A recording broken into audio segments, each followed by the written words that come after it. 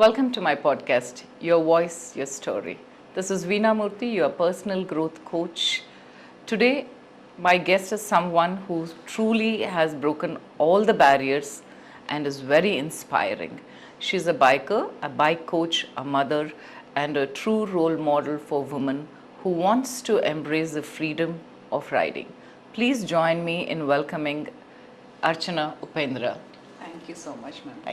Thank you for coming. So, this is about your story. ಎಲ್ಲಿಂದ ಶುರು ಮಾಡೋಣ ನಿಮ್ಮ ಸ್ಟೋರಿ? Who is Archana? ನಮ್ಮ ಆಡಿಯನ್ಸ್ಗೆ ನೀವೇನಾರ ಹೇಳೋದಾದರೆ. ಅರ್ಚನಾ ಯಾರು ಅಂತ ಹೇಳೋದಾದರೆ, ಇವಾಗ ಪ್ರೆಸೆಂಟ್ ಒಂದು ಮೋಟ್ರ್ ಸೈಕಲ್ ಇನ್ಸ್ಟ್ರಕ್ಟರ್ ಆ್ಯಂಡ್ ಒಬ್ಬ ತಾಯಿ ಕೂಡ ಒಂದು ಮಗುವಿಗೆ. ಸೊ ಜರ್ನಿ ಎಲ್ಲಿಂದ ಶುರು ಮಾಡಿದೆ ಅಂತ ಹೇಳಿದ್ರೆ, ನಾನು ಹುಟ್ಟಿದ್ದು ಬೆಳೆದಿದ್ದು ಎಲ್ಲ ಶ್ರೀರಂಗಪಟ್ಟಣ, ಮಂಡ್ಯ ಡಿಸ್ಟಿಕ್ಕು. ಸೊ ಮದುವೆ ಆಗಿದ್ದು 17ನೇ ವಯಸ್ಸಿಗೆ. So 10th ಆವಾಗಷ್ಟೇ ಮುಗಿಸಿದ್ದೆ. 17ನೇ ವಯಸ್ಸಿಗೆ ಮನೆಯಲ್ಲಿ ಮದುವೆ ಮಾಡಿದ್ರು. ಮದುವೆ ಮಾಡಾದ್ಮೇಲೆ 10 ವರ್ಷಗಳ ಕಾಲ ನನ್ನ ಗಂಡನೊಟ್ಟಿಗೆ ನಾನು ಸಂಸಾರವನ್ನು ಮಾಡಿದೆ. ಸೊ ಅವ್ರ ಮೇಲೆ ಯಾವ ತಪ್ಪನ್ನು ಹೇಳೋದಕ್ಕೆ ಆ್ಯಕ್ಚುಲಿ ಏನೂ ಇಲ್ಲ, ಆ್ಯಂಡ್ ಅವ್ರು ನನ್ನ ಮೇಲೆ ಹೇಳೋದಕ್ಕೂ ಏನೂ ಇಲ್ಲ. ಬಟ್ ಕೆಲವೊಂದು ರೀಸನ್ಗಳಿಗೆ ಹೊಂದಾಣಿಕೆ ಇರಲಿಲ್ಲ. ಹೊಂದಾಣಿಕೆ ಇರಲಿಲ್ಲ ಅಂತ ಹೇಳಿದ್ರೆ, ಮೇ ಬಿ ಜವಾಬ್ದಾರಿ ವಿಚಾರಗಳಲ್ಲಿ ಹೊಂದಾಣಿಕೆ ಇರಲಿಲ್ಲ. ಸೊ ಹಾಗಾಗಿ ಅವರೊಂದು ಸ್ವಲ್ಪ ಎಲ್ಲದಕ್ಕೂ ಇರೋದ್ರಲ್ಲೇ ಇದ್ದಂಗೆ ಇರೋಣ ಅನ್ನೋ ಒಂದು ಮನಸ್ಥಿತಿ ಅವ್ರದ್ದು. ಬಟ್ ನನಗೆ ಕಷ್ಟಪಡೋಣ, ದುಡಿಯೋಣ, ಚೆನ್ನಾಗಿರೋಣ ಅನ್ನೋ ಮನಸ್ಥಿತಿ ನಂದು. ಸೊ ಆ ಒಂದು ಮಿಸ್ಅಂಡರ್ಸ್ಟ್ಯಾಂಡಿಂಗಲ್ಲೇ ತುಂಬ ವರ್ಷ, 10 ವರ್ಷ ನಾನು ಅವರು 10-11 ವರ್ಷ ಫೈಟ್ ಮಾಡಿಕೊಂಡೇ ಬಂದ್ವಿ ಸಣ್ಣ ಪುಟ್ಟ ವಿಚಾರಗಳಿಗೆ. ಸೊ 11ನೇ ವರ್ಷಕ್ಕೆ ನನಗೆ ಮಗು ಹುಟ್ಟಾದ್ಮೇಲೆ ಒಂದು ಸ್ಕೂಲ್ ಅಡ್ಮಿಷನ್ಸು, ಓದಿಸ್ಬೇಕು, ಎಲ್ಲ ಒಂದು ಹೆಣ್ಮಕ್ಳಿಗೆ, ಎಲ್ಲ ಒಂದು ತಾಯಂದಿರಿಗೆ ಎಸ್ಪೆಷಲಿ ನನ್ನ ಮಗುಗೆ ಒಳ್ಳೆ ಎಜುಕೇಷನ್ ಕೊಡಬೇಕು ಅನ್ನೋದು ತುಂಬ ಆಸೆ ಇರುತ್ತೆ. ಸೊ ಆ ಆಸೆ ನನ್ನಲ್ಲೂ ಇತ್ತು. ಮಗು ಹುಟ್ಟಾದ್ಮೇಲೆ ನನಗೆ ಜವಾಬ್ದಾರಿ ಜಾಸ್ತಿ ಆಯಿತು. ಒಳ್ಳೆ ಸ್ಕೂಲಲ್ಲಿ ಓದಿಸ್ಬೇಕು, ಚೆನ್ನಾಗಿ ಓದಿಸ್ಬೇಕು, ನಮ್ಮ ಕಷ್ಟ ನಮ್ಮ ಮಕ್ಕಳಿಗೆ ಬರೋದು ಬೇಡ ಅನ್ನೋ ಇಂಟೆನ್ಷನ್ ನನಗೆ ತುಂಬ ಪರ್ಸ್ನಲ್ ಆಗಿತ್ತು. ಸೊ ಆ ರೀಸನ್ಗೆ ನಾನು ಹೇಳಿದೆ, ನಾನು ಕೆಲಸ ಮಾಡೋಣ, ನೀನು ಮಾಡು, ಈ ಥರ ಓದಿಸೋಣ, ಆ ಥರ ಓದಿಸೋಣ ಅಂತ. ಸೊ ತುಂಬ ಉದಾಸೀನವಾದ ಮಾತುಗಳನ್ನ ಹಾಡ್ತಿದ್ರು.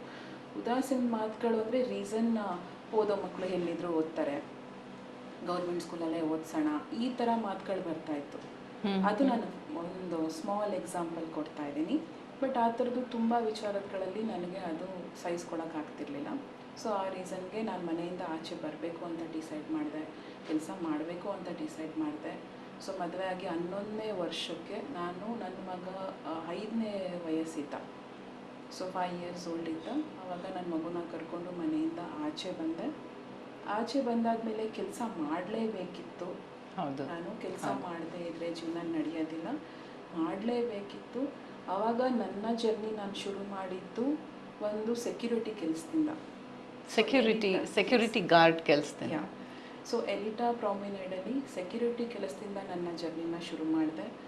ಅದಾದಮೇಲೆ ಅದೇ ಅಪಾರ್ಟ್ಮೆಂಟಲ್ಲಿ ಕುಕ್ಕಾಗಿ ಕೆಲಸ ಮಾಡಿದೆ. ಸೊ ಅದಾದಮೇಲೆ ಆಧಾರ್ ಕಾರ್ಡ್ ಆಪ್ರೇಟರಾಗಿ ಕೆಲಸ ಮಾಡಿದೆ. ಅದಾದಮೇಲೆ ಅದ್ರ ಜೊತೆ ನಾನು ಸ್ಕೂಟಿ ಟ್ರೈನಿಂಗ್ನ ಕೊಡ್ತಾ ಇದ್ದೆ. ಟ್ರೈನಿಂಗ್ ಕೊಡಬೇಕು, ಯಾಕಂದರೆ ನನಗೆ ಈ ಕೆಲಸದಲ್ಲಿ ಒಲವಿತ್ತು ಅಂತ ಹೇಳೋದಕ್ಕಿಂತ ಕೆಲಸ ಮಾಡಬೇಕಿತ್ತು. ಕೆಲಸ ಮಾಡೋದಕ್ಕೋಸ್ಕರ ಬರೋ ಸ್ಯಾಲ್ರಿನಲ್ಲಿ ಜೀವನ ಮಾಡೋಕ್ಕೆ ತುಂಬ ಕಷ್ಟ ಆಗ್ತಾಯಿತ್ತು. ಆ ರೀಸನ್ಗೆ ನಾನು ಏನು ಮಾಡಿದೆ, ಇದನ್ನು ಮಾಡಿ ಅಂದರೆ ಆಧಾರ್ ಕಾರ್ಡ್ ಆಪ್ರೇಟರ್ ಆಗಿನೂ ಮತ್ತು ಇನ್ಸ್ಟ್ರಕ್ಟರ್ ಆಗಿನೂ ಕೆಲಸ ಮಾಡೋಣ ಅಂತ ಹೇಳಿ. ಸೊ ಟೈಮಿಂಗ್ ಡಿವೈಡ್ ಮಾಡಿದ್ರಿ ನೀವು, 2 ಕೆಲಸ ಮಾಡಿಕೊಂಡು ಮಗು ನೋಡಿಕೊಂಡು? ಅಂದರೆ ಮಾರ್ನಿಂಗು 8 to 2 o'clockವರೆಗೂ ಆಧಾರ್ ಕಾರ್ಡ್ ಆಪ್ರೇಟರ್ ಕೆಲಸ ಇತ್ತು. ಸೊ ಮಧ್ಯಾಹ್ನ 3 ಗಂಟೆಯಿಂದ ಸಂಜೆ 6 ಗಂಟೆವರೆಗೂ ಟ್ರೈನಿಂಗ್ನ ಕೊಡ್ತಾ ಇದ್ದೆ. ಇದ್ರ ಮಧ್ಯೆ ಮಗು ಸ್ಕೂಲ್ ಪಿಕಪ್ ಡ್ರಾಪ್ಗೆ ವ್ಯಾನ್ ಮಾಡಿದ್ದೆ. ಸೊ ಹಾಗಾಗಿ ಮ್ಯಾನೇಜ್ ಮಾಡ್ಕೊತಾ ಇದ್ದೆ. ಕಷ್ಟ ಆಗ್ತಾಯಿತ್ತು, ಬಟ್ ಆಪ್ಷನ್ ಇರಲಿಲ್ಲ, ಮಾಡಲೇಬೇಕಿತ್ತು, ಮಾಡ್ತಾಯಿದ್ದೆ. ಹಾಗಾಗಿ ಒಂದು ಸ್ಕೂಟಿ ES ಇಂದ ನಾನು ಟ್ರೈನಿಂಗ್ನ ಶುರು ಮಾಡಿದೆ. 2012ಅಲ್ಲಿ ಶುರು ಮಾಡಿದೆ ಸ್ಕೂಟಿ ES ಇಂದ ಟ್ರೈನಿಂಗು. ES ಅಂದರೆ ಅದೊಂದು ಹಳೆಯ model bike, without gear mobile, ಅದೊಂದು ಮಾಡೆಲ್. ಸೊ ಆ ಒಂದು ಸ್ಮಾಲ್ ಮೋಟ್ರ್ ಸೈಕಲ್ ಅದಕ್ಕಿಂತ ಮೊಬೈಲಿಂದ ನಾನು ಟ್ರೈನಿಂಗ್ನ ಶುರು ಮಾಡಿದೆ. ಯಾರಿಗೆ ಟ್ರೈನಿಂಗ್ ಕೊಡ್ತಾ ಇದ್ರಿ ನೀವು ಯಾವಾಗ? ಲೇಡೀಸ್ಗೆ ಕೊಡ್ತಾ ಇದ್ದೆ. ಡ್ರೈವಿಂಗ್ ಸ್ಕೂಲ್ ಕಾಂಟ್ಯಾಕ್ಟ್ಗಳನ್ನ ತೊಗೊಂಡು ಟ್ರೈನಿಂಗ್ನ ಶುರು ಮಾಡಿದೆ. ಸೊ ಶುರು ಮಾಡ್ತಾ ಮಾಡ್ತಾ ಅಪಾರ್ಟ್ಮೆಂಟ್ಗಳಲ್ಲಿ ಪ್ಲಾಂಪೆಟ್ಗಳನ್ನ ಹಾಕೋದಕ್ಕೆ ಶುರು ಮಾಡಿದ್ದೆ. ಅದಾದಮೇಲೆ ಪಾರ್ಕ್ಗಳ ಹತ್ರ ಪ್ಲಾಂಪೆಟ್ಗಳನ್ನ ಹಾಕ್ತಾ ಇದ್ದೆ. ಅವಾಗೆಲ್ಲ ಗೂಗಲ್ಲು, ಸೋಷಿಯಲ್ ಮೀಡಿಯಾ, ಇನ್ಸ್ಟಾ ಎಲ್ಲನೂ ಬಂದು 10-11 ವರ್ಷ ಮುಂಚೆ ಇರಲಿಲ್ಲ ಅಷ್ಟು. ಸೊ ಹಾಗಾಗಿ ನಾನು ಅಪಾರ್ಟ್ಮೆಂಟ್ಗಳು, ಪಾರ್ಕ್ಗಳು, ಜಿಮ್ಮು, ಪಾರ್ಲರ್ಗಳು ಈ ಥರದನ್ನೆಲ್ಲ ನಾನು ಹೋಗಿ ಪ್ಲಾಂಪೆಟ್ಗಳನ್ನ ಹಾಕಿ ಅವ್ರ ಮನೆಗಳ ಹತ್ರ ಹೋಗಿ ನಾನು ಟ್ರೈನಿಂಗ್ನ ಕೊಡ್ತಾಯಿದ್ದೆ. ಸೊ ಸ್ಕೂಟಿ ಟ್ರೈನಿಂಗ್ ಒಂದು 5 ವರ್ಷ ಮಾಡಿದೆ. ಅದಾದಮೇಲೆ ನಿಧಾನವಾಗಿ ನನ್ನ ಹತ್ರ ಕಲ್ತಿರೋ ಸ್ಟೂಡೆಂಟ್ಸೇ ಕಾರ್ ಟ್ರೈನಿಂಗು ಹೇಳ್ಕೊಡಿ, ಕಾರು ಕಲಿಬೇಕು, ಚೆನ್ನಾಗಿ ಹೇಳ್ಕೊಡ್ತೀರಾ ಅನ್ನೋದಕ್ಕೆ ಶುರು ಮಾಡಿದ್ರು. ಸರಿ, ಹಾಗೆ ನಿಧಾನವಾಗಿ ಕಾರ್ ಟ್ರೈನಿಂಗು ನಾನು ಕಲಿತು ಆಮೇಲೆ ನಾನು ಕಾರ್ ಟ್ರೈನಿಂಗ್ನ ಶುರು ಮಾಡಿದೆ.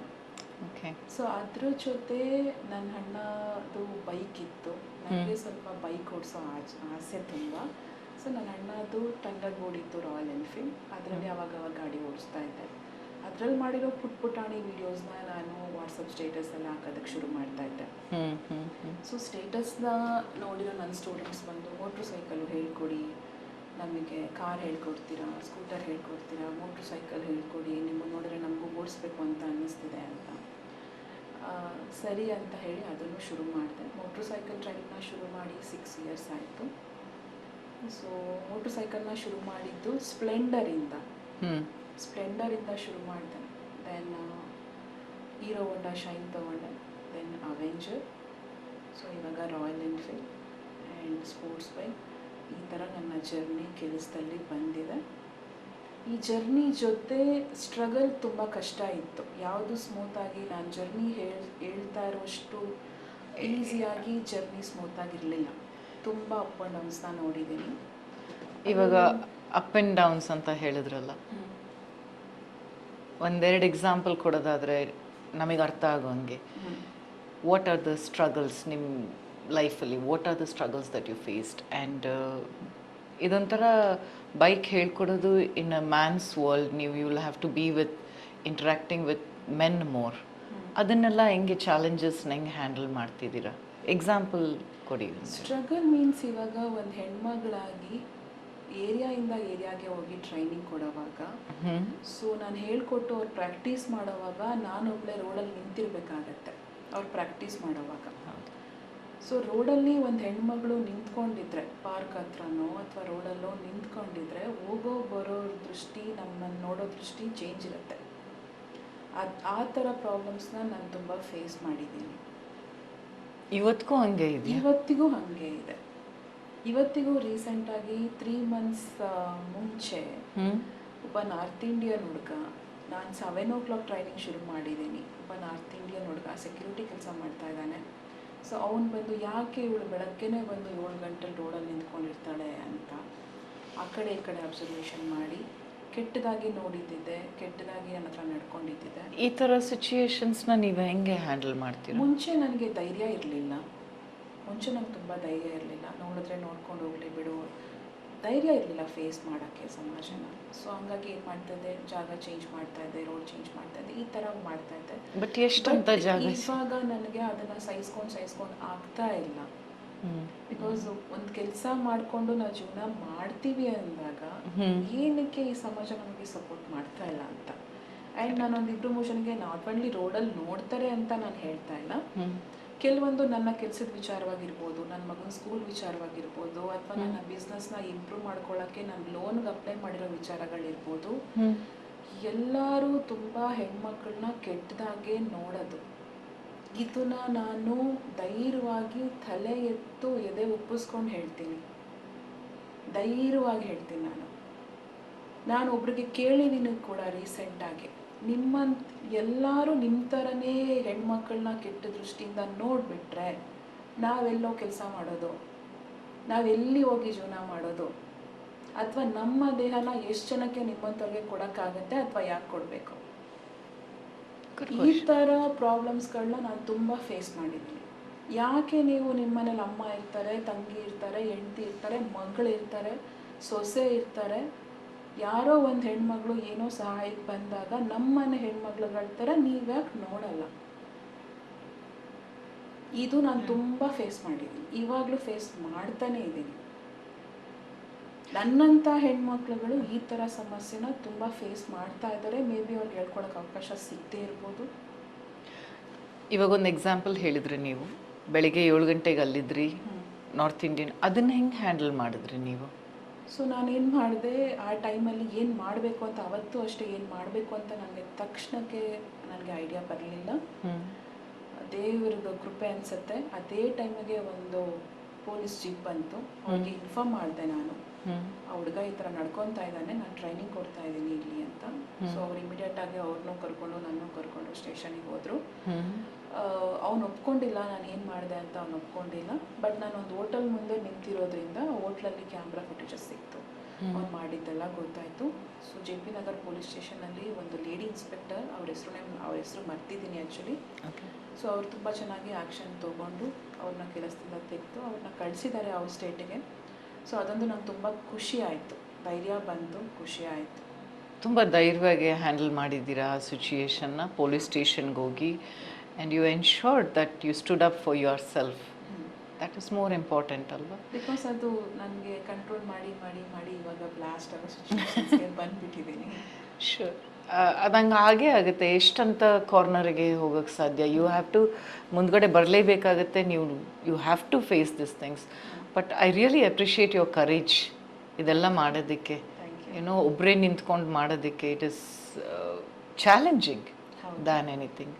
ಇದು ನೀವು ಹೇಳಿದ್ರಿ ಮಗನ ಕರ್ಕೊಂಡು 11 years ಆದಮೇಲೆ ಬಂದ್ರಿ ಅಂತ. ನಿಮ್ಮ ಸಪೋರ್ಟ್ ಸಿಸ್ಟಮ್ಗೆ ಯಾರಿದ್ರು ಆವಾಗ?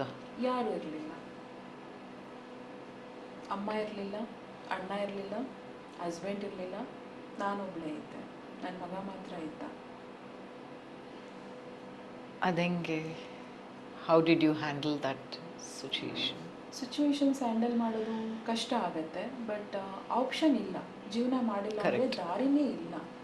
ಈಗ ನನಗೆ ಕಷ್ಟ ಆಗುತ್ತೆ ಅಂತ ಹೇಳಿ ನಾನು ಯಾರ ಮನೆ ಹತ್ರನೂ ಹೋಗೋದಕ್ಕಾಗಲ್ಲ. ಈಗ ನಮ್ಮ ಅಣ್ಣ ಹತ್ರ ಹೋಗ್ಬಿಟ್ಟು ನನಗೆ ಕಷ್ಟ ಇದೆ ನೀನು ನೋಡ್ಕೊ ಅಂತ ಹೇಳ್ಕೊಳ್ಳೋದಕ್ಕಾಗಲ್ಲ. ಬಿಕಾಸ್ ಅವ್ನಿಗೆ ಅವನದೇ ಆದ ರೆಸ್ಪಾನ್ಸಿಬಿಲಿಟಿ ಇದೆ, ಲೈಫ್ ಇದೆ ಅವನಿಗೆ ಆದಂಥದ್ದು. ಸೊ ನನ್ನ ಮಗ ನನ್ನ ಲೈಫು ಅನ್ನೋದು ನಾನು, ಅಥವಾ ನನ್ನ ಮಗ ಅನ್ನೋದು ನನ್ನ ಲೈಫು.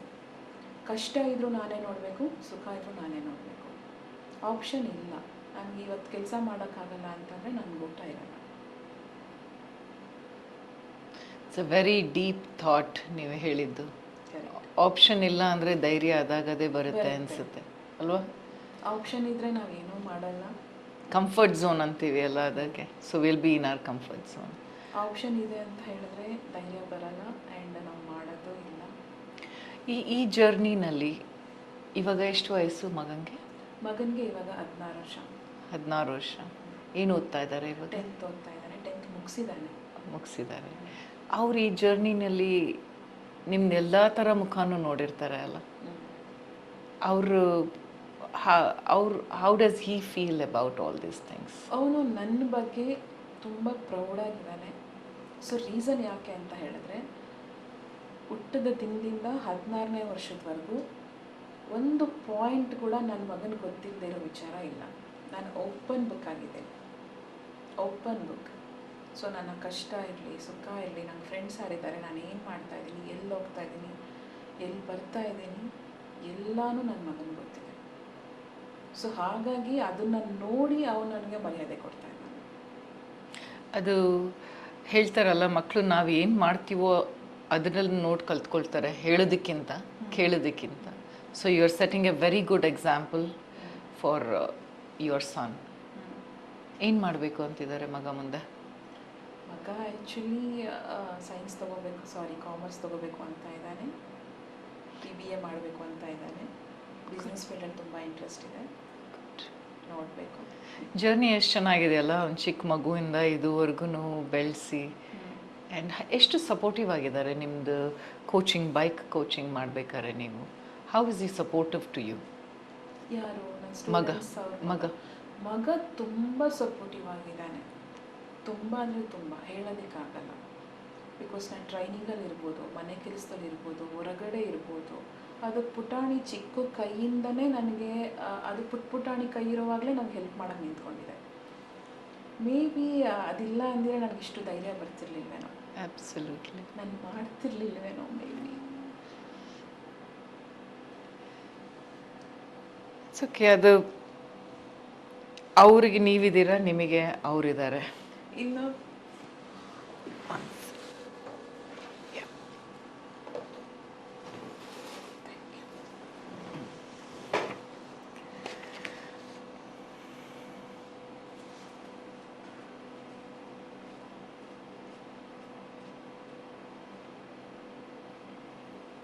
ಸ್ವಲ್ಪ ಟೈಮ್ ಬೇಕು.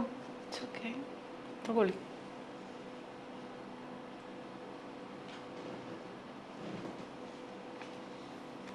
ನೀರು ಕುಡಿತೀರಾ? ಬಿಕಾಸ್ ನನ್ನ ಮಗ ಹುಟ್ಟಿಲ್ಲ ಅಂದಿದ್ರೆ, ನನ್ನ ಜೊತೆ ಇಲ್ಲ ಅಂತ ಅಂದಿದ್ರೆ ನಾನು ಇಷ್ಟೆಲ್ಲ ಮಾಡ್ತಿರ್ಲಿಲ್ಲ ಅಂತ ಅನಿಸುತ್ತೆ. ಪ್ರತಿದಿನ ಎದ್ದಾಗ ನನ್ನ ಪಕ್ಕದಲ್ಲಿ ನನ್ನ ಮಗನ ನೋಡಿರ್ತೀನಿ, ಅದ್ರ ಭವಿಷ್ಯ ನನ್ನ ಕಣ್ಮುಂದೆ ಬಂದಿರುತ್ತೆ, ಮಾಡಲೇಬೇಕು ಅಂತ ಮಾಡಿರ್ತೀನಿ. ಆ್ಯಂಡ್ ಅದು ಅಷ್ಟೇ, ಅದಕ್ಕೆ ಸರಿ ತಪ್ಪು ಗೊತ್ತಿದೆಯೋ ಗೊತ್ತಿಲ್ವೋ ಅದ್ರ ಏಜ್ಗೆ ನನಗೆ ಗೊತ್ತಿಲ್ಲ, ಬಟ್ ಇವತ್ತುವರೆಗೂ ಅದು ನನ್ನ ಜೊತೆ ಇದೆ. ಅದು ನಂಗೆ ತುಂಬ ಖುಷಿ ಇದೆ.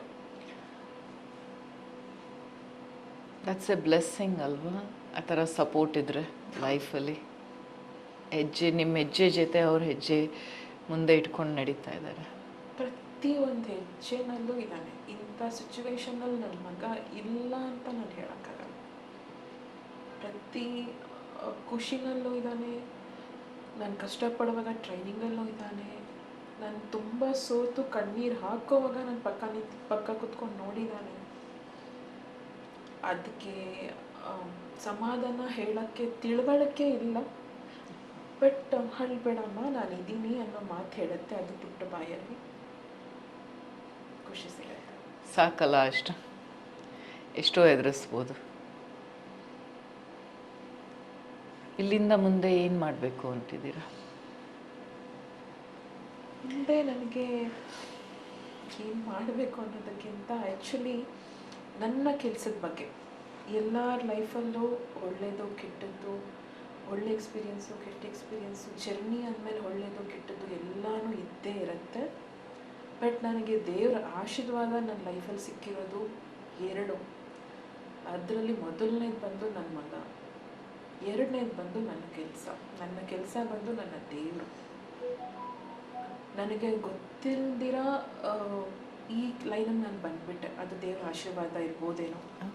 ಮೇ ಬಿ ನಾನು ತುಂಬ ಟೈಮ್ ಮೈಂಡ್ ಡೈವರ್ಟ್ ಮಾಡಿಕೊಂಡು ಆಧಾರ್ ಕಾರ್ಡ್ ಆಪ್ರೇಟರ್ಗಿರ್ಬೋದು, ಬೇರೆ ಬೇರೆ ಕಡೆ ಕೆಲಸಗಳು ಮಾಡೋದಕ್ಕೆ ಪ್ರಯತ್ನ ಪಟ್ಟಿದ್ದೀನಿ. ಬಟ್ ನಾನು ಬೇರೆ ಕಡೆ ಹೋದಾಗ ನನಗೆ ಎನ್ಕ್ವೈರಿ ಕಾಲ್ಸ್ ಬರೋಕ್ಕೆ ಶುರುವಾಗ್ತಾಯಿತ್ತು. ನಾನು ವಾಪಸ್ ಇಲ್ಲೇ ಬಂದು ಟ್ರೈನಿಂಗ್ ಕೊಡೋಕ್ಕೆ ಶುರು ಮಾಡ್ತಾಯಿದ್ದೆ. ಟ್ರೈನಿಂಗ್ ಕೊಡ್ತಾ ಕೊಡ್ತಾ ಕೊಡ್ತಾ ನನಗೆ ನನ್ನ ಕೆಲಸ ಹೆಂಗಾಗಿದೆ ಅಂದರೆ ಇವತ್ತಿಗೆ ನನ್ನ ದೇವ್ರು ಅದು ಅಂತ ನಾನು ತುಂಬ ಹೆಮ್ಮೆಯಿಂದ ಖುಷಿಯಿಂದ ಹೇಳ್ತೀನಿ. ಬಿಕಾಸ್ ಯಾಕೆ ಅಂದರೆ ತುಂಬ ಜನ ಹೆಣ್ಮಕ್ಳುಗಳಿಗೆ ನಾನು ಕೌಂಟೇ ಮಾಡಿಲ್ಲ. 2011ಇಂದ ಕೌಂಟೇ ಮಾಡೋಕ್ಕೆ ಹೋಗಿಲ್ಲ. ಜರ್ನಿ ಬಂದಂಗೆ ಅಂದರೆ ದಿನ ಬಂದಂಗೆ ಸ್ಟೂಡೆಂಟ್ಸ್ ಬಂದಂಗೆ ಕೆಲಸ ಮಾಡ್ಕೊಂಡು ಹೋಗ್ತಾನೆ ಇದ್ದೀನಿ. ನನ್ನ ಕೆಲಸ ನನಗೆ ಎಷ್ಟು ಹೇಳ್ಕೊಡ್ತೀನಿ ಹೆಣ್ಮಕ್ಳಿಗೆ, ಅಷ್ಟು ಇನ್ನೂ ಹೇಳ್ಕೊಡ್ಬೇಕು ಅಂತ ಅನಿಸುತ್ತೆ. ಎಲ್ಲ ಸ್ಟೇಟಿಂದ ಸಾರಿ ಕೇಳಿ. ಇಲ್ಲ, ಏನು ಚಾಲೆಂಜಸ್ ಫೇಸ್ ಮಾಡ್ತೀರಾ ನೀವು ಹೆಣ್ಮಕ್ಳಿಗೆ ಹೇಳ್ಕೊಡ್ಬೇಕಾರೆ? ಬೈಕ್ ರೈಡಿಂಗ್ ಓಕೆ, ಸ್ಕೂಟಿ ಆಯಿತು, ಇವಾಗ ಗೇರ್ಡ್ ಬೈಕ್ಸ್ ಹೇಳ್ಕೊಡ್ತಿದ್ದೀರಾ. ಏನು ಚಾಲೆಂಜಸ್ ಫೇಸ್ ಮಾಡ್ತೀರಾ ನೀವು ಹೆಣ್ಮಕ್ಳಿಗೆ ಹೇಳ್ಕೊಡ್ಬೇಕಾದ್ರೆ? ಚಾಲೆಂಜಸ್ ಅಂತ ಹೇಳಿದ್ರೆ ಮುಂಚೆ ಬಂದು ಲ್ಯಾಂಗ್ವೇಜ್ ತುಂಬ ಪ್ರಾಬ್ಲಮ್ ಆಗ್ತಾಯಿತ್ತು ನನಗೆ. ಕನ್ನಡ ಬಿಟ್ಟರೆ ಬೇರೆ ಭಾಷೆನೇ ಬರ್ತಿರ್ಲಿಲ್ಲ. ಬಟ್ ಚಾಲೆಂಜ್ ಅಂತ ಆಗಿದ್ದು ಹಿಂದಿ ಮಾತಾಡೋದಿರ್ಬೋದು, ತಮಿಳ್ ಮಾತಾಡೋದಿರ್ಬೋದು, ಅಥವಾ ಇಂಗ್ಲೀಷ್ ಮಾತಾಡೋದಿರ್ಬೋದು, ತುಂಬ ಚಾಲೆಂಜಿಂಗ್ ಆಗಿತ್ತು. ಬಟ್ ಶುರು ಮಾಡಿದೆ, ಹೇಳ್ಕೊಡ್ತಾ ಹೇಳ್ಕೊಡ್ತಾ ಭಾಷೆ ಗೊತ್ತಿಲ್ದಿರ ಕೆಲಸ ಮಾಡೋಕ್ಕೆ ಶುರು ಮಾಡಿದೆ. ಬಟ್ ಹೇಳ್ಕೊಡ್ತಾ ಹೇಳ್ಕೊಡ್ತಾ ನನಗೆ ಗೊತ್ತಿಲ್ದಿರ ಭಾಷೆಗಳನ್ನ ಕಲ್ತಿದ್ದೀನಿ ಆ್ಯಂಡ್ ಕಲಿತಾ ಇದ್ದೀನಿ ಕೂಡ ಇವಾಗ್ಲೂ. ಅಂದರೆ ಹೆಣ್ಮಕ್ಳುಗಳಿಗೆ ಹೇಳ್ಕೊಟ್ಟಷ್ಟು ಏನಾಗುತ್ತೆ ಅಂದರೆ ಇನ್ನೂ ಚೆನ್ನಾಗಿ ಹೇಳ್ಕೊಡ್ಬೇಕು, ಇನ್ನೂ ಜಾಸ್ತಿ ಹೇಳ್ಕೊಡ್ಬೇಕು ಅಂತ ಅನಿಸುತ್ತೆ. ಬಿಕಾಸ್ ನೀವೇನು ಕ್ವಶನ್ಸ್ ಕೇಳಿದ್ರಿ ನನಗೆ ಅಂದರೆ ಮುಂದೆ ಏನು ಮಾಡಬೇಕು ಅಂತ ಇದ್ದೀರಾ ಅಂತ. ಮೇ ಬಿ ನನ್ನ ಕೈಯಲ್ಲಿ ಶಕ್ತಿ ಇರೋಷ್ಟು ಎಷ್ಟು ಜನಕ್ಕಾಗತ್ತೆ ಅಷ್ಟು ಜನ ಹೆಣ್ಮಕ್ಳಿಗೆ ಗಾಡಿ ಹೇಳ್ಕೊಡ್ತಾರೆ ಇರೋಣ ಅನ್ನೋ ಆ ಒಂದು ಹುಮ್ಮಸ್ ಇದೆಯಲ್ಲ, ಉತ್ಸಾಹ ಇದೆಯಲ್ಲ, ಅದು ಇನ್ನೂ ನನ್ನಲ್ಲಿದೆ. ಎಲ್ಲೂ ಯಾವತ್ತೂ ನನಗೆ ಈ ಕೆಲಸ ಬೇಡ ಅಂತ ಅನಿಸಿಲ್ಲ, ಸಾಕು ನಿಲ್ಲಿಸೋಣ ಅಂತ ಅನಿಸಿಲ್ಲ. ಸೊ ರೀಸನ್ ಯಾಕೆ ಅಂತ ಹೇಳಿದ್ರೆ ನನ್ನ ಕೆಲಸನ ನನ್ನ ಜೀವನಕ್ಕೋಸ್ಕರ ಊಟಕ್ಕೋಸ್ಕರ ಮಾಡ್ತಾ ಇದ್ದೀನಿ ಅನ್ನೋದಕ್ಕಿಂತ ಹೆಚ್ಚಾಗಿ ನನಗೆ ಒಂದು ಕಾನ್ಫಿಡೆನ್ಸ್ ಕೊಡೋದು, ಪುಷ್ ಮಾಡೋದು, ನೀನು ಮಾಡು ನಿನ್ನ ಕೈಲಿ ಆಗತ್ತೆ ಅಂತ ಯಾರೂ ನನಗೆ ಬೆನ್ನು ತಟ್ಟಿಲ್ಲ, ಪುಷ್ ಮಾಡಿಲ್ಲ. ತುಂಬ ಡಿಮೋಟಿವೇಶನ್ನು, ಆಗಲ್ಲ ಅದು ಇದು ಈ ಥರ ಮಾತುಗಳನ್ನ ಕೇಳ್ಕೊಂಡು ಬಂದಿದ್ದು. ಒಂದು ಹೆಣ್ಮಗಳು ನನ್ನ ಹತ್ರ ಬಂದಾಗ ನಂಗೆ ಆಗಲ್ವೇನೋ, ನಮ್ಮ ಮನೇಲಿ ಈ ಥರ ಹೇಳಿದ್ರು, ಆ ಥರ ಹೇಳಿದ್ರು, ನನಗೆ ಕಷ್ಟ ಇರ್ಬೋದು, ನನ್ನ ಹೈಟ್ ಇಲ್ಲ, ನನ್ನ ವೆಯ್ಟ್ ಇಲ್ಲ, ನಾನು ಬಿದ್ದುಬಿಟ್ಟೆ, ಈ ಥರ ಒಂದು ಮೈಂಡ್ಸೆಟ್ಟಲ್ಲೇ ಬರ್ತಾರೆ. ಅವರಿಗೆ ನಾನು ಗಾಡಿ ಹೇಳ್ಕೊಡ್ತೀನಿ ಅನ್ನೋದಕ್ಕಿಂತನೂ ಹೆಚ್ಚಾಗಿ ಅವ್ರಿಗೆ ನಾನು ಒಂದು ಕಂಫರ್ಟಬಲ್ ಝೋನ್ ಕೊಡ್ತೀನಿ, ಮೆಂಟಲಿ ಸಪೋರ್ಟ್ ಕೊಡ್ತೀನಿ, ಧೈರ್ಯ ಕೊಡ್ತೀನಿ. ಆ ಧೈರ್ಯ ಮತ್ತು ಆ ಕಂಫರ್ಟಬಲ್ ಝೋನ್ ಕೊಟ್ಟಾಗ ನಾನು ಒಂದೊಂದು ಮಾತು ಹೇಳಿದ್ರೆ ಅವ್ರು ಕಲ್ತ್ಕೊಂಡು ಹೋಗ್ಬಿಟ್ಟಿರ್ತಾರೆ. ಜಸ್ಟ್ ನಾನು ಅವ್ರಿಗೆ ಗೌರವ ಕೊಡಬೇಕು, ಟೈಮ್ ಕೊಡಬೇಕು ಆ್ಯಂಡ್ ಪೇಷನ್ಸಲ್ಲಿರಬೇಕು. ನೀವು ಮಾಡ್ತೀರಾ, ನಿಮ್ಮ ಕೈಲಿ ಆಗುತ್ತೆ, ನೀವು ಮಾಡಿ, ಯಾಕಾಗಲ್ಲ, ಈಸಿ ನೋಡಿ ಇದು ಅಂತ ಹೇಳಿದ್ರೆ ಸಾಕು. ಯಾವ ಹೆಣ್ಮಗಳಾದರೂ ಒಂದು ಗಾಡಿ ಕಲಿತಾರೆ, ಓಡಿಸ್ತಾರೆ. ಅಂದರೆ ನೀವು ಇನ್ನೊಂದು ರೀತಿಯಲ್ಲಿ ಅವ್ರಿಗೆ you are giving them more confidence. ಹಾಂ, ಕಾನ್ಫಿಡೆನ್ಸ್. ನೀವು ಕಲಿಬೋದು, ಯಾಕೆ ಕಲಿಯೋಕ್ಕಾಗೋದಿಲ್ಲ, ನೀವು ಮಾಡ್ಬೋದು, ಕುಳ್ಳುಗಾದರೆ ಏನು ಎನಿಥಿಂಗ್. ಸೊ ಆ ಥರ you are building confidence in them basically. So from ಎಲ್ಲಿಂದ ನೀವು ಶುರು ಮಾಡಿದ್ದು? Security guard, cook, then Aadhaar card office, ಆಮೇಲೆ ಸ್ಕೂಟಿ, ಆಮೇಲೆ ಇವಾಗ ಬೈಕ್. ಮುಂದೆ ಏನು? ಮುಂದೆ ಆಫ್ ರೋಡಿಂಗ್ ಟ್ರೈನಿಂಗ್ ಪ್ಲ್ಯಾನ್ ಇದೆ ನನಗೆ. ಗುಡ್. ಸೊ ಇವಾಗ ಸದ್ಯಕ್ಕೆ ನಾನು ಆನ್ ರೋಡ್ವರೆಗೂ, ಅಂದರೆ ಆನ್ ರೋಡಲ್ಲಿ ಒಂದು ಹೆಣ್ಮಗಳು ಬಂದು ಗಾಡಿನ ನನ್ನ ಹತ್ರ ಕಲಿತ್ರೆ ಸಿಟಿನಲ್ಲಿ ಕಾನ್ಫಿಡೆನ್ಸಾಗಿ ಓಡಿಸ್ಬೋದು ಆ್ಯಂಡ್ ಹೈವೇನಲ್ಲಿ ಆರಾಮಾಗಿ ಕಾನ್ಫಿಡೆನ್ಸಾಗಿ ಓಡಿಸ್ಕೊಂಡು ಹೋಗ್ಬೋದು. ಬಟ್ ಆಫ್ ರೋಡಿಂಗ್ ಟ್ರೈನಿಂಗ್ ಕೊಡಬೇಕು ಅಂತ ಒಂದು ಆಸೆ ಇಟ್ಕೊಂಡಿದ್ದೀನಿ. ಅದೊಂದು ಸ್ವಲ್ಪ ಕಷ್ಟ ಇದೆ. ಆಫ್ ರೋಡಿಂಗ್ ಟ್ರೈನಿಂಗ್ ಕೊಡೋದು ಅಷ್ಟು ಈಸಿ ಅಲ್ಲ. ಅದನ್ನು ಸ್ವಲ್ಪ ನಾನೊಂಚೂರು ಕಲಿತು ಆಮೇಲೆ ನೀವು ಎಲ್ಲ ಮಾಡಿರೋದು ನಿಮ್ಮ ಲೈಫಲ್ಲಿ ಕಲ್ತ್ಕೊಂಡು ಮಾಡಿದ್ದೀರಾ ಅಲ್ವಾ? ಎಲ್ಲದನ್ನು ಕಲ್ತ್ಬಿಟ್ಟು ಆಮೇಲೆ ಮಾಡ್ತಾ ಇದ್ದೀರಾ. ಸ್ಕೂಟಿ ಆಗಲಿ, ಕಾರ್ ಆಗಲಿ, ಬೈಕ್, ಆ್ಯಂಡ್ ನಾವಿವಾಗ ಆಫ್ ರೋಡಿಂಗ್ ಆಗಲಿ. ಸೊ ಅದಕ್ಕೂ ನಿಮಗೆ you are very curious by mind and the learning mindset, ಕಲಿಯೋ ಮೈಂಡ್ ಸೆಟ್ ಇದೆ. So that is the reason why you are able to learn so much ಅನಿಸುತ್ತೆ. ಆಮೇಲೆ ನೀವು ಹೆಣ್ಮಕ್ಳಿಗೆ ಏನಾರ ಮೆಸೇಜ್ ಕೊಡೋದಾದರೆ ಏನು ಹೇಳ್ತೀರಾ? ಯಾವುದೇ ವಿಷಯ ಆಗಿರಲಿ, ಬೈಕ್ ಕಲಿಯೋದಾಗಿರಲಿ, being a mother, taking a decision on you about life as such, ಎರಡು ಮಾತಲ್ಲಿ ಏನಾರ ಹೇಳೋದಾದರೆ? ಮೆಸೇಜು ಇವಾಗಿನ ಕಾಲದ ಹೆಣ್ಮಕ್ಳಿಗೆ ನಾನು ಏನು ಕೊಡಬೇಕು ಅಂದರೆ, ಇವಾಗಿನ ಹೆಣ್ಮಕ್ಳು ತುಂಬ ಏನು ಹೇಳ್ತಾರೆ, ಕಾನ್ಫಿಡೆನ್ಸ್ ಆಗಿದ್ದಾರೆ ಆ್ಯಂಡ್ ಎಲ್ಲರೂ ಇಂಡಿಪೆಂಡೆಂಟ್ ಆಗಿದ್ದಾರೆ, ತುಂಬ ಚೆನ್ನಾಗಿದ್ದಾರೆ. ಬಟ್ ಅದರಲ್ಲಿ ನನ್ನ ಒಂದು ಎಕ್ಸ್ಪೀರಿಯನ್ಸಿಂದ ಹೇಳಬೇಕು ಅನ್ನೋದಾದರೆ, ಎಲ್ಲಿ ಅವ್ರಿಗೆ ಯಾವುದೇ ಜಾಗದಲ್ಲಿ ಹೋಗಲಿ ಅವ್ರಿಗೆ ಅನ್ಕಂಫರ್ಟಬಲ್ ಫೀಲ್ ಆಗ್ತಾ ಇದೆ ಅಂದರೆ ಆನ್ ಸ್ಪಾಟಲ್ಲಿ ನಿಂತ್ಕೊಂಡು ಮಾತಾಡಿ ಅಂತ ಹೇಳ್ತೀನಿ. ಅದು ಎಲ್ಲರಿಗೂ ಧೈರ್ಯ ಬರುತ್ತಾ ಅರ್ಚನಾ? ಮಾತಾಡಲೇಬೇಕಾಗತ್ತೆ. So if you have to, ನಿಮ್ಮನ್ನು ನೀವು ಪ್ರೊಟೆಕ್ಟ್ ಮಾಡ್ಕೊಳ್ಳೋದಾದರೆ you will have to stand up. ಹೌದು, ಮಾತಾಡಲೇಬೇಕಾಗತ್ತೆ. ಪ್ರೊಟೆಕ್ಟ್ ಮಾಡ್ಕೊಳ್ಳೇಬೇಕು ನಾನು ಅನ್ನೋದಾದರೆ ನಾನು ಮಾತಾಡಲೇಬೇಕಾಗಿರುತ್ತೆ. ಸೊ ಹೆಣ್ಮಕ್ಳುಗಳಿಗೆ ನಾವೊಂದಷ್ಟು ವರ್ಷ ಕೆಲವೊಂದಷ್ಟು ಅಂದರೆ ಮಾತಾಡೋ ಧೈರ್ಯ ಇಲ್ಲದೆ ವಾಪಸ್ ಬಂದಿದ್ದೀವಲ್ಲ, ಆ ಥರ ಕೆಲಸಗಳನ್ನ ಮಾಡೋಕ್ಕೆ ಹೋಗಬೇಡಿ ಇನ್ಮೇಲೆ. ಸೊ ಎಲ್ಲಿ ನಿಮ್ಗೆ ಅನ್ಕಂಫರ್ಟಬಲ್ ಫೀಲ್ ಆಗುತ್ತೆ, ಆರಾಮಾಗಿ ಅಲ್ಲೇ ಧೈರ್ಯವಾಗಿ ನಿಂತ್ಕೊಂಡು ವಾಪಸ್ ಕೊಟ್ಟು ಬನ್ನಿ ಅಂತ ಹೇಳ್ತೀನಿ. ಆ ಥರ ಹೆಣ್ಮಕ್ಳು ಶುರು ಮಾಡಿದ್ರೆ ಮೇ ಬಿ ಈ ಥರ ಒಂದು ಪ್ರಾಬ್ಲಮ್ಸ್ಗಳು ಕಡಿಮೆ ಆಗುತ್ತೆ ಅಂತ ಒಂದು ಅನ್ಕೊತೀನಿ. ಮತ್ತು ತುಂಬ ಜನಕ್ಕೆ ನಾನು ಹೇಳೋದು ನನ್ನ ಕಡೆಯಿಂದ ಒಂದು ಮೈಂಡ್ ಸೆಟ್ ಇದೆ ಲೇಡೀಸ್ಗೆ. ಅಂದರೆ ಮನೆಯವ್ರ ಕಾರಣಕ್ಕೋ ಅಥವಾ ಅವರೇ ಕ್ರಿಯೇಟ್ ಮಾಡಿ ಮೈಂಡಲ್ಲಿ ಇಟ್ಕೊಂಡಿದ್ದಾರೋ ಗೊತ್ತಿಲ್ಲ, ನಾನು ಕುಳ್ಳಕ್ಕಿದ್ದೀನಿ, ನನ್ನ ಕೈಲಿ ಬೈಕ್ ಓಡ್ಸೋಕ್ಕಾಗಲ್ಲ, ನಾನು ತುಂಬ ಸಣ್ಣ ಇದ್ದೀನಿ, ಬೈಕು ಹೈಟ್ ವೆಯ್ಟ್ ಇದೆ, ನನ್ನ ಕೈಲಾಗಲ್ಲ, ಮತ್ತು ಅಯ್ಯೋ ನಾನು ಓಡಿಸೋವಾಗ ಯಾರೋ ನೋಡಿ ಏನಾದ್ರು ಅಂದ್ಕೊಂಡ್ಬಿಡ್ತಾರೆ, ಅಯ್ಯೋ ಮನೇಲಿ ಏನೋ ಅಂದ್ಬಿಡ್ತಾರೆ, ನನಗಿದೆಲ್ಲ ಬೇಕಾ, ಈ ಥರ ಎಲ್ಲ ಯೋಚನೆ ಮಾಡದೆ ಎಲ್ಲರೂ ಅಂಥವ್ರು ಬರ್ತಾರ ನಿಮಗೆ? ತುಂಬ ಜನ ಬರ್ತಾರೆ, ತುಂಬ ಜನ. ಅದೊಂದು ಸೆಲ್ಫ್ ಡೌಟ್ ಇರುತ್ತೆ ಅಲ್ಲ ಎಲ್ಲರಿಗೂ, ಅದನ್ನ ಹೆಂಗೆ ಹ್ಯಾಂಡಲ್ ಮಾಡ್ತೀರಾ? ಎಲ್ಲರಿಗೂ ಸೆಲ್ಫ್ ಡೌಟು ಫಸ್ಟಿಗೆ ಇರುತ್ತೆ. ಎನ್ಕ್ವೈರಿ ಕಾಲಲ್ಲೇ ಫಸ್ಟಿಗೆ ಸೆಲ್ಫ್ ಡೌಟ್ ಇದ್ದೇ ಇರುತ್ತೆ. ಎನ್ಕ್ವೈರಿ ಕಾಲಲ್ಲಿ 50% ನಾನು ಅವ್ರ ಡೌಟ್ನ ಕಡಿಮೆ ಮಾಡಿರ್ತೀನಿ. ಆ್ಯಂಡ್ ಡೈರೆಕ್ಟರ್ನ ಮೀಟ್ ಮಾಡೋಕ್ಕೆ ಬಂದಾಗ ಥಿಯರಿ ಕ್ಲಾಸಲ್ಲಿ ಒಂದು ಸ್ವಲ್ಪ ಕಡಿಮೆ ಮಾಡಿರ್ತೀನಿ. ಪ್ರಾಕ್ಟಿಕಲಾಗಿ ಅವರು 6 days ಅಥವಾ ಕೋರ್ಸ್ನ ಕಂಪ್ಲೀಟ್ ಮಾಡೋಷ್ಟೊತ್ತಿಗೆ ಕ್ಲಾಸ್ನ ಅಡ್ಮಿಷನ್ ಆಗೋ ಮುಂಚೆ ಇರೋ ಅವ್ರ ಮೈಂಡ್ ಸೆಟ್ ಕ್ಲಾಸ್ ಮುಗಿಸಾದ್ಮೇಲೆ ಅವ್ರ ಮೈಂಡ್ಸೆಟ್ ಕಂಪ್ಲೀಟ್ ಚೇಂಜ್ ಆಗಿರುತ್ತೆ, ತುಂಬ ಖುಷಿಯಿಂದ ಕಾನ್ಫಿಡೆನ್ಸ್ ಹೋಗ್ತಾರೆ. It is like a dream come true ಅಲ್ಲ ಅವರಿಗೆ, ಅಂಥವ್ರಿಗೆ ಏನಾರ ಬೈಕ್ ಕಲಿತಾಗ it is a dream come true ಅವರಿಗೆ. ಆ್ಯಂಡ್ ಬೈಕ್ ಕಲಿತರು ಓಡಿಸೋರು ಅನ್ನೋದಕ್ಕಿಂತ ಹೆಚ್ಚಾಗಿ ಸ್ಕೂಟರ್ ಇರ್ಬೋದು ಅಥವಾ ಮೋಟ್ರ್ ಸೈಕಲ್ ಇರ್ಬೋದು, ಬರೀ ಡ್ರೈವಿಂಗ್ ಅಂತ ಬರಲ್ಲ ಇಲ್ಲಿ. ಅವಶ್ಯಕತೆಗೆ ಸ್ಕೂಟರ್ ಕಲಿಬೋದು ಅಥವಾ ಫ್ಯಾಷನ್ಗೆ ಮೋಟ್ರ್ ಸೈಕಲ್ನ ಕಲಿಬೋದು. ಬಟ್ ಕಲ್ತಿದ್ದೀನಿ, ಬೈಕ್ ತೊಗೊಂಡಿದ್ದೀನಿ, ಓಡಿಸ್ತಾ ಇದ್ದೀನಿ ಅಲ್ಲ, ಅದು ಹೆಣ್ಮಕ್ಳಿಗೆ ಎಕ್ಸ್ಟ್ರಾ ಕಾನ್ಫಿಡೆನ್ಸ್, ಎಕ್ಸ್ಟ್ರಾ ಒಂದು ಆ್ಯಟಿಟ್ಯೂಡ್, ಏನೇ ಪ್ರಾಬ್ಲಮ್ಸ್ನ ಬಂದ್ರೂ ಫೇಸ್ ಮಾಡುವಂಥ ಧೈರ್ಯ ಕೊಡುತ್ತೆ. ಟೂ ವೀಲರ್ನ ಅಥವಾ ಮೋಟ್ರ್ ಸೈಕಲ್ನ ಮೋಟ್ರ್ ಸೈಕಲ್ ಥರ ಫ್ಯಾಷನ್ಗೋ ಅಥವಾ ಅವಶ್ಯಕತೆಗೋ ಯೂಸ್ ಮಾಡೋದಕ್ಕಿಂತ ಹೆಚ್ಚಾಗಿ ಹೆಣ್ಮಕ್ಳಿಗೆ ಫ್ರೀಡಮ್ ಸಿಗತ್ತೆ, ಯಾರ ಮೇಲೂ ಡಿಪೆಂಡ್ ಆಗೋ ಅವಶ್ಯಕತೆ ಇಲ್ಲ. ಕಷ್ಟಕ್ಕೆ ಸುಖ ಅನ್ನೋದಕ್ಕಿಂತ, ಖುಷಿಗೆ ಅನ್ನೋದಕ್ಕಿಂತ ಕಷ್ಟಕ್ಕೆ ಎಲ್ಲಿಗೆ ಬೇಕಾದ್ರೂ ಟೂ ವೀಲರ್ನ ಬೇಗ ತೆಗೆದು ಅವ್ರು ಹೋಗ್ಬೋದು, ಯಾರ ಮೇಲೂ ಡಿಪೆಂಡ್ ಆಗೋ ಅವಶ್ಯಕತೆ ಇಲ್ಲ. ಸೊ ಆ ಥರ ಅವ್ರ ಕೆಲಸಗಳಿಗೆ ಟೂ ವೀಲರ್ನ ಅಥವಾ ಮೋಟ್ರ್ ಸೈಕಲ್ನ ಯೂಸ್ ಮಾಡೋಕ್ಕೆ ಶುರು ಮಾಡೋಕ್ಕೆ ನಿಂತರೆ ಅವರು ಗಾಡಿ ಓಡಿಸ್ತಾ ಕಾನ್ಫಿಡೆನ್ಸ್, ಆ್ಯಟಿಟ್ಯೂಡ್, ಪ್ರಾಬ್ಲಮ್ಗಳನ್ನ ಫೇಸ್ ಮಾಡುವಂಥ ಒಂದು ಧೈರ್ಯ, ಅದು ಹೇಳೋಕ್ಕಾಗಲ್ಲ, ಮೇ ಬಿ ನನಗೆ ವರ್ಡ್ ಸಿಗ್ತಾ ಇಲ್ಲ, ಬಟ್ ಅದು ಅವ್ರು ಆ ಫೀಲೇ ಬೇರೆ. That is true. ಅದೊಂಥರ ನಾನು ಮಾಡಬಲ್ಲೆ, empowerment for woman. That is a very nice gift what you are giving back to the society ಅಂತಲೂ ಹೇಳ್ಬೋದು ನಾನು. ಇದೆಲ್ಲ ಮಾಡ್ತಿರಲ್ಲ, ಇದೆಲ್ಲ ಚಾಲೆಂಜಸ್ ಇರುತ್ತಲ್ಲ. ನೀವು ಮೊನ್ನೆ ಪೊಲೀಸ್ ಸ್ಟೇಷನ್ಗೆ ಹೋಗ್ಬಿಟ್ಟು ಬಂದ್ರಿ, ದೆನ್ RTO ಆಫೀಸ್ ಅದೆಲ್ಲ ಹೋಗ್ತಿರಲ್ಲ. ಇನ್ನೊಂದು ಪ್ರಾಬ್ಲಮ್ ನನಗೆ ಶುರುವಾಗುತ್ತೆ ಟ್ರೈನಿಂಗ್ ಕೊಡುವಾಗ, ಎಕ್ಸ್ಪೆಷಲಿ ರೋಡ್ಗಳಲ್ಲಿ ರೆಸಿಡೆನ್ಸಿ ಅಂದರೆ ಎಲ್ಲರ ಹೆಸರು ತೊಗೊಳೋದ್ರೆ ತಪ್ಪಾಗತ್ತೆ. ತುಂಬ ಜನ ನನಗೆ ಸಪೋರ್ಟ್ ಮಾಡೋರು ಇದ್ದಾರೆ, ಒಬ್ಬರು ಇಬ್ಬರು ನನ್ನ ಕೆಲಸಕ್ಕೆ ಕಲ್ಲಾಕೋರು ಇದ್ದಾರೆ.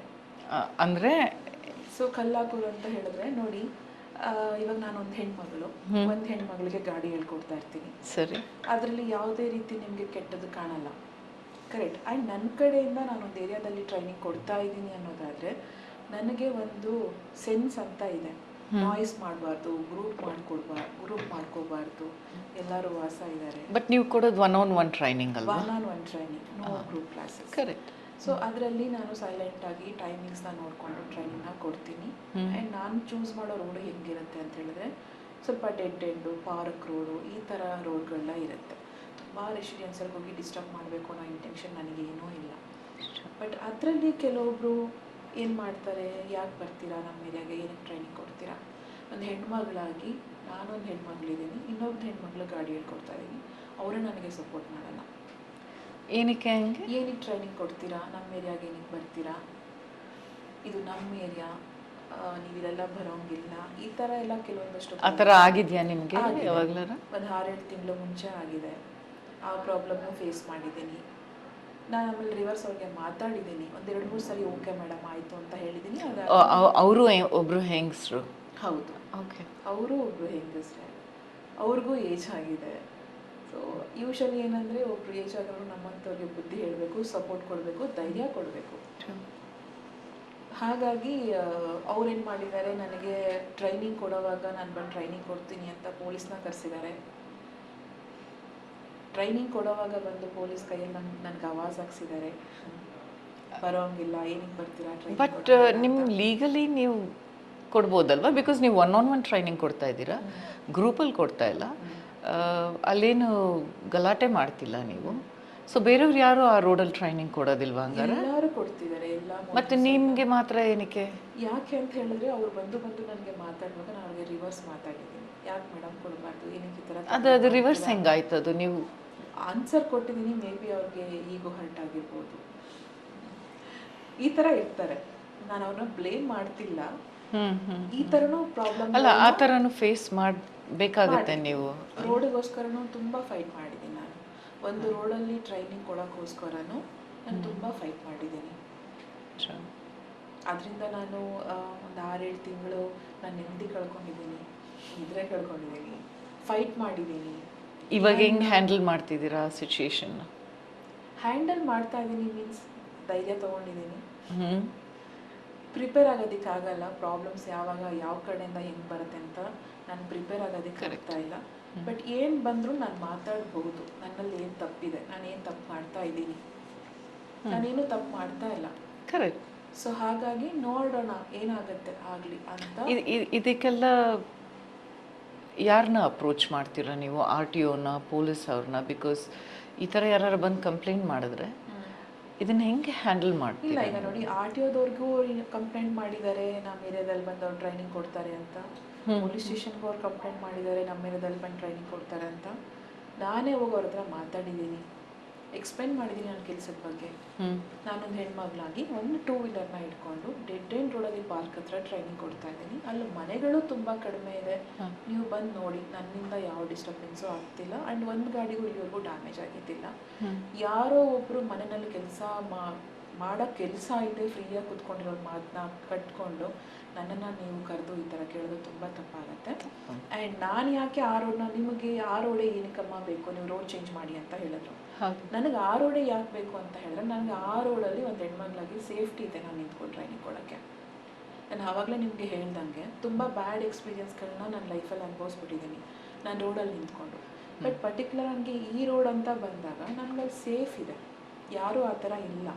ಆ್ಯಂಡ್ ನಾನು ತುಂಬ ವರ್ಷ ಒಂದೇ ರೋಡಲ್ಲಿ 4-5 ವರ್ಷ ಟ್ರೈನಿಂಗ್ ಕೊಡ್ತಾ ಇರೋದ್ರಿಂದ ನನಗೆಲ್ಲರೂ ಗೊತ್ತಿರೋರೆ.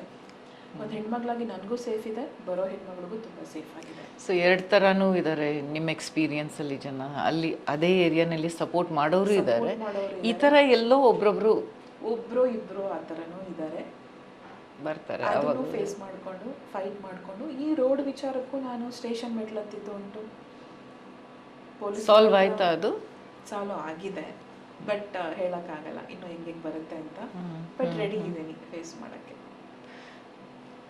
ಒಂದೇ ಮಾತಲ್ಲಿ ಹೇಳಬೇಕು ಅಂದರೆ ಯು ಆರ್ ವೆರಿ ಕರೇಜಿಯಸ್. ಎಲ್ಲನೂ ಏನು ಬರುತ್ತೋ ಅದನ್ನು ಹೆದರ್ಸ್ಕೊಂಡು ಹೆಂಗೆ ಬರುತ್ತೋ ಹಂಗೆ ಹೆದರ್ಸ್ಕೊಂಡು ಮುಂದೆ ಹೋಗ್ತಾ ಇದ್ದೀರಲ್ಲ, that is very very courageous of you.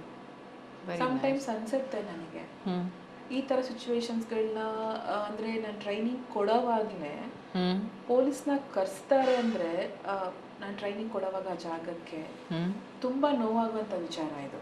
ಹೌದು, ನಾನು ಏನೇ ಫೇಸ್ ಮಾಡೋಕ್ಕೆ ಧೈರ್ಯ ಇರ್ಬೋದು, ಬಟ್ ನಾನು ಬೇರೆ ಯಾವ ಕೆಟ್ಟ ಕೆಲಸನೂ ಅಲ್ಲಿ ಮಾಡ್ತಾ ಇಲ್ಲ. ಟ್ರೈನಿಂಗ್ ಕೊಡ್ತಾ ಇದ್ದೀರ ನೀವಷ್ಟೇ. ನೀವು ಕ್ಲೈಂಟ್ ಜೊತೆ ಇದ್ದಾಗ ಹಂಗೇನಾರ ಆಯಿತು ಅಂದರೆ ಅದು ಸಿಚುಯೇಷನ್ ಹೆಂಗೆ ಹ್ಯಾಂಡಲ್ ಮಾಡೋದು ಅವಾಗ? ಆ ಟೈಮಲ್ಲಿ ಸಿಚುವೇಶನ್ ಬಂದಿದೆ, ತುಂಬ ಹರ್ಟ್ ಆಗಿದೆ, ತುಂಬ ಮಾನಸಿಕವಾಗಿ ಕುಗ್ಗಿದ್ದೀನಿ. ಹಂಗೂ ಮಾಡಿದಾರ ಅವರು? ಮಾಡಿದ್ದಾರೆ. ಟ್ರೈನಿಂಗ್ ಕೊಡ್ಬೇಕಾದ್ರೆ ಬಂದ್ಬಿಟ್ಟು ನಿಲ್ಸಿದ್ದಾರೆ, ಪೊಲೀಸ್ನ ಕರೆಸಿದ್ದಾರೆ.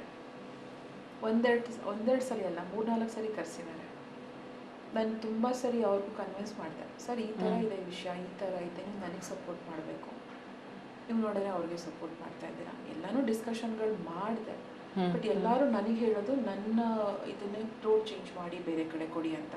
ಅದು ಆ್ಯಕ್ಚುಲಿ ಹಂಗೆ ಕೊಡೋಕ್ಕಾಗಲ್ಲ, ಬಿಕಾಸ್ ಇವತ್ತು ಇವ್ರಿಗೆ ಪ್ರಾಬ್ಲಮ್ ಆಗುತ್ತೆ ಅಂತ ನಾನು ರೋಡ್ ಚೇಂಜ್ ಮಾಡಿದ್ರೆ ನಾಳೆ ಅವ್ರಿಗೂ ಪ್ರಾಬ್ಲಮ್ ಆಗುತ್ತೆ. Correct correct. ಬ್ಯಾಂಗ್ಳೂರಲ್ಲಿ ನಮ್ಗೆ ಎಲ್ಲೂ ಟ್ರೈನಿಂಗ್ ಕೊಡೋಕ್ಕೆ ಎಲ್ಲೂ ಜಾಗ ಇಲ್ಲ. ಪ್ಲೇ ಗ್ರೌಂಡಲ್ಲಿ ಮಕ್ಕಳು ಆಟ ಆಡೋದಕ್ಕೆ ಮಾತ್ರ ಅವಕಾಶ ಇದೆ. ಆ್ಯಂಡ್ ವಾಕಿಂಗ್ ಮಾಡೋರಿಗೆ ವಾಕಿಂಗ್ ಮಾಡೋಕ್ಕೆ ಅಂತಲೇ ಪರ್ಟಿಕ್ಯುಲರ್ ಆಗಿ ಪಾರ್ಕ್ ಇದೆ. ಮೇನ್ ರೋಡಲ್ಲಿ ನಾನು ಲರ್ನರ್ಸ್ಗೆ ಗಾಡಿ ಹೇಳ್ಕೊಡೋದಕ್ಕೆ ಆಗಲ್ಲ, ಅದು ಪರ್ಮಿಷನ್ನೇ ಇಲ್ಲ. ಇನ್ನು ಉಳ್ದಿರೋದು ನನಗೆ ರೆಸಿಡೆನ್ಷಿಯಲ್ ಏರಿಯಾ. ಸೊ ಅದರಲ್ಲೂ ಎಲ್ಲಿ ಕೊಡಬೇಕು, ಎಲ್ಲಿ ಕೊಡಬಾರ್ದು, ಯಾವ ಟೈಮಲ್ಲಿ ಕೊಡಬೇಕು ಅನ್ನೋ ಒಂದು ತಿಳುವಳಿಕೆ ಇಲ್ಲದೆ ಇರುವಷ್ಟು ಹೆಣ್ಮಗಳು ನಾನಲ್ಲ. ತಿಳುವಳಿಕೆ ನನಗೂ ಇದೆ, ನನಗೂ ಯಾರೂ ತೊಂದರೆ ಕೊಡಬಾರ್ದು, ನಾನು ಯಾರಿಗೂ ತೊಂದರೆ ಕೊಡಬಾರ್ದು ಅನ್ನೋ ಒಂದು ಜ್ಞಾನ ನನಗಿದೆ. ಈ ಥರದ್ದು ಪ್ರಾಬ್ಲಮ್ಗಳನ್ನ ಫೇಸ್ ಮಾಡಿ ಟ್ರೈನಿಂಗ್ ಕೊಡ್ತಾ ಇದ್ದೀನಿ. ಥ್ಯಾಂಕ್ ಯು ಸೋ ಮಚ್, ಇದನ್ನೆಲ್ಲ ಶೇರ್ ಮಾಡಿದ್ದಕ್ಕೆ ಥ್ಯಾಂಕ್ ಯು ಸೋ ಮಚ್. ಈ ಜರ್ನಿನಲ್ಲಿ ನಾನು ನೋಡ್ತಾ ಇರೋದು ತುಂಬ ಸ್ಟ್ರಗಲ್ಸ್ ಇದೆ, ಫೇಸ್ ಮಾಡ್ತಾ ಇದ್ದೀರಾ ಲೈಫಲ್ಲಿ.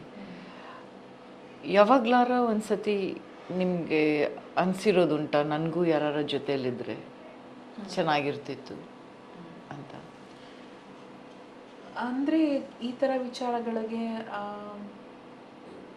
ಟ್ರೈನಿಂಗ್ ವಿಚಾರದಲ್ಲಿ ಈ ಥರ ನನಗೆ ರೆಸಿಡೆನ್ಸಿಯಲ್ ಕಡೆಯಿಂದನೋ ಅಥವಾ ಬೇರೆ ಏನೋ ಅಂದರೆ ಬ್ಯಾಡ್ ಎಕ್ಸ್ಪೀರಿಯನ್ಸ್ಗಳಿಂದನೋ ನನಗೆ ಪ್ರಾಬ್ಲಮ್ ಆದಾಗ ಅನಿಸುತ್ತೆ, ಸೊ ನಾನು ಮದುವೆ ಮಾಡ್ಕೋಬೇಕು, ಯಾಕೆ ನಾನಿನ್ನೂ ಸಿಂಗಲ್ ಆಗಿದ್ದೀನಿ, ಮೇ ಬಿ ಈ ಸಮಾಜದಲ್ಲಿ ನಾನು ಸಿಂಗಲ್ ಆಗಿರೋದಕ್ಕೆ ಇಷ್ಟು ಪ್ರಾಬ್ಲಮ್ ಎಲ್ಲ ಫೇಸ್ ಮಾಡ್ತಾ ಇದ್ದೀನೋ ಅಂತ ಅನಿಸುತ್ತೆ. ಆ್ಯಂಡ್ ಸಮ್ಟೈಮ್ಸ್ ಅನಿಸುತ್ತೆ ಇಲ್ಲ ಅಂತ. ಬಟ್ ಇವಾಗ you do feel alone at times. ಆ ಟೈಮಲ್ಲಿ how do you gather yourself? ಎಲ್ಲಿಂದ ಧೈರ್ಯ ತಗೊಳ್ತೀರಾ ನೀವು ಅವಾಗ? ಧೈರ್ಯ ಎಲ್ಲಿಂದ ತೊಗೊತೀನಿ ಅಂತ ಹೇಳಿದ್ರೆ, ಮಾನಸಿಕವಾಗಿ ನನಗೂ ನೋವಾಗುತ್ತೆ, ನಾನು ಕುಗ್ತೀನಿ, ಅಳ್ತೀನಿ, ಎಲ್ಲನೂ ಮಾಡ್ತೀನಿ. ಬಟ್ ನೆಕ್ಸ್ಟ್ ಡೇ ಅಂತ ಎದ್ದಾಗ ನನ್ನ ಕೆಲಸ ಕಣ್ಮುಂದೆ ಬಂದಿರುತ್ತೆ. ನಾನು ಕೆಲಸ ಮಾಡೋಕ್ಕೆ ಶುರು ಮಾಡಿರ್ತೀನಿ. ಕೆಲಸ ಹೆಣ್ಮಕ್ಳ ಜೊತೆಗೆ ಮಾಡೋಕ್ಕೆ ಶುರು ಮಾಡಾದ್ಮೇಲೆ ನನಗೆ ಗೊತ್ತಿಲ್ಲ, ನನ್ನ ಕೆಲಸನೇ ದೇವರು ಅಂತ ಹೇಳಿದೆ, ಕಾನ್ಫಿಡೆನ್ಸ್ ಬರುತ್ತೆ, ಧೈರ್ಯ ಬರುತ್ತೆ, ಮಾಡ್ತಾಯಿದ್ದೀನಿ. ಕೆಲಸ ಮಾಡ್ತಾ ಮಾಡ್ತಾ ಮಾಡ್ತಾ ಏನು ಬರುತ್ತೆ ನೋಡೋಣ, ಫೇಸ್ ಮಾಡ್ತೀನಿ, ನೋಡೋಣ. ಇದಕ್ಕಿಂತ ಹಿಂದೆ ಬಂದಿರೋ ಮೇ ಬಿ ಯಾವ ಕಷ್ಟಗಳು ಫೈನಾನ್ಷಿಯಲಿ ಇರಲಿ ಅಥವಾ ಮೆಂಟಲಿ ಇರಲಿ ಅಥವಾ ಕೆಲವೊಂದಷ್ಟು ಮಾನಸಿಕವಾಗಿರಲಿ, ಇದಕ್ಕೂ ಹಿಂದೆ ನನ್ನ ಬೆನ್ನಿಂದೆ ನಡೆದಿರೋ ವಿಚಾರಗಳು ಏನು ಫೇಸ್ ಮಾಡ್ಕೊಂಡು ಬಂದಿದ್ದೀನಿ, ಇನ್ನು ಮುಂದೆ ಆ ಥರ ಬರೋಕ್ಕೆ ಮೇ ಬಿ ಚಾನ್ಸ್ ಇಲ್ಲ. ಯಾಕಂದರೆ ಒಳ್ಳೆಯದು ಕೆಟ್ಟದ್ದೆಲ್ಲ ನನಗೆ ಅರ್ಥ ಆಗಿದೆ. ನೋಡೋಣ ಇನ್ನೂ ಏನು ಬರುತ್ತೆ ಅಂಥೇಳಿ ಕೈ ಕಟ್ಕೊಂಡು ನಿಂತ್ಕೊಂಡಿದ್ದೀನಿ, ಫೇಸ್ ಮಾಡ್ತೀನಿ, ಧೈರ್ಯ ಇದೆ. Very nice. ನೀವು ಹೇಳಿದ್ರಿ ಅಲ್ಲ, ಕೆಲಸನೇ ದೇವರು ಅಂತ. I can see that part. ಕೆಲಸ ವಿಷಯ ದಟ್ ಈಸ್ ವೆರಿ ಕ್ಲಿಯರ್ ಇಲ್ಲಿ. As a mother, what do you wish for ಮಗನಿಗೆ? ಮಗನಿಗೆ ಏನು ವಿಶ್ ಮಾಡ್ತೀನಿ ಅಂತ ಹೇಳಿದ್ರೆ,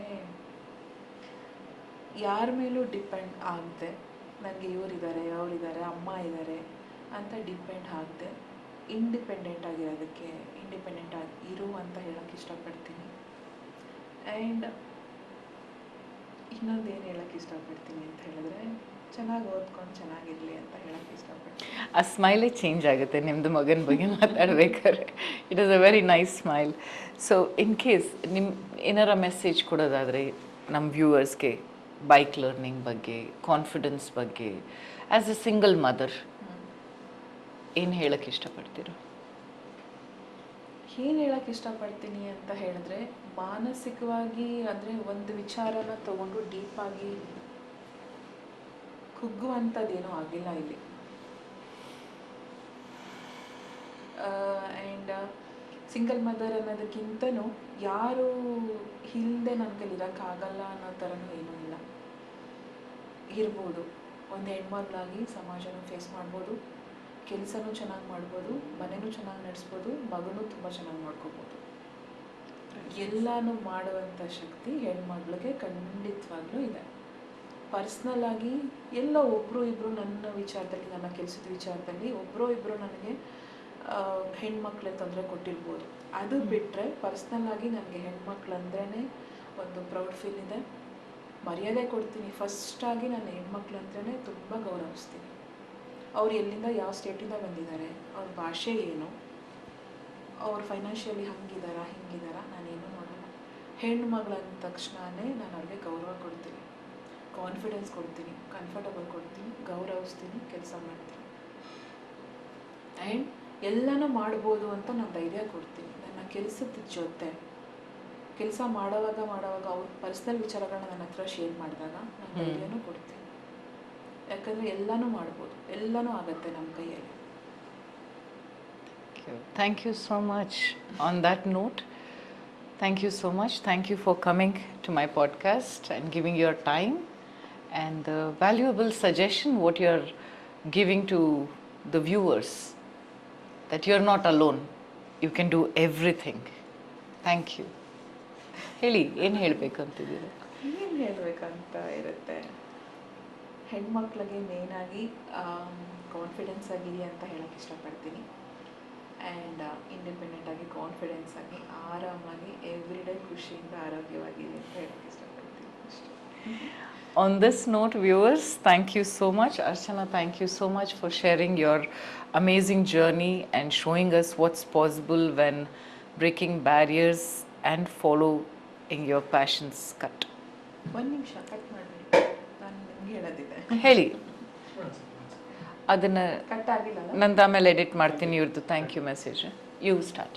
ಆ್ಯಂಡ್ ನಿಮಗೂ ಥ್ಯಾಂಕ್ ಯು ವೀಣಾ.